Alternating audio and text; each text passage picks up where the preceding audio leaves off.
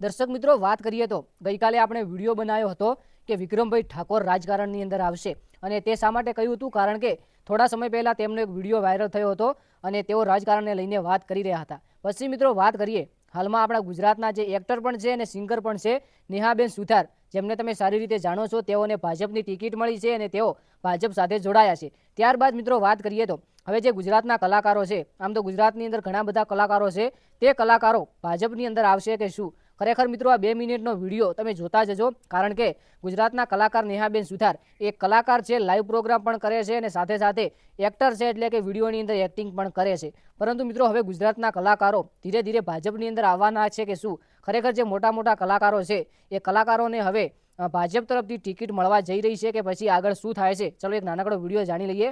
આમ તો ગુજરાતની અંદર ઘણા બધા પોપ્યુલર કલાકારો છે. રાકેશ બારોટ છે, જિગ્નેશ કવિરાજ છે, કાજલબેન મહેરિયા છે, કિંજલબેન રબારી છે, રોહિત ઠાકોર છે, ઘણા બધા સમાજની અંદરથી સારા એવા કલાકાર આવે છે.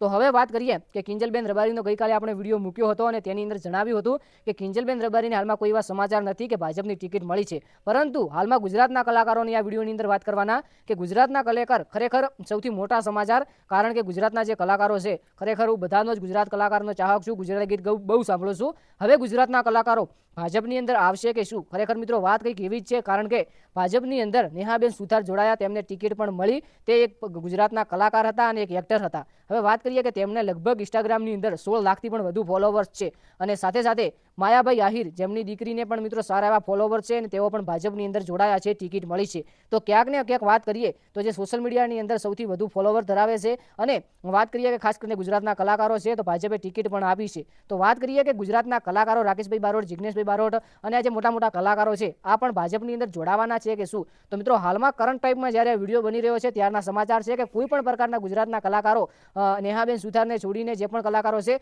એ ભાજપની અંદર હજુ સુધી નથી જોડાયા. હવે ભાજપની અંદર આવનારા સમયની અંદર જો જોડાશે તો આ ચેનલની અંદર સૌપ્રથમ ન્યૂઝ આપવામાં આવશે. બાકી વિડીયો ફક્ત મનોરંજન માટે બનાવવામાં આવેલો હતો, ફક્ત ઇન્ફોર્મેશન માટે. કોઈને ખોટું કે કોઈએ સાચું લેવું નહીં. મળીએ એક જોરદાર નવા વિડીયો સાથે. ત્યાં સુધી ચેનલને સબસ્ક્રાઇબ કરી લેજો, વિડીયોને લાઈક કરી લેજો. જય ગોગા મહારાજ, જય દ્વારકાધીશ અને જય વડવાળા.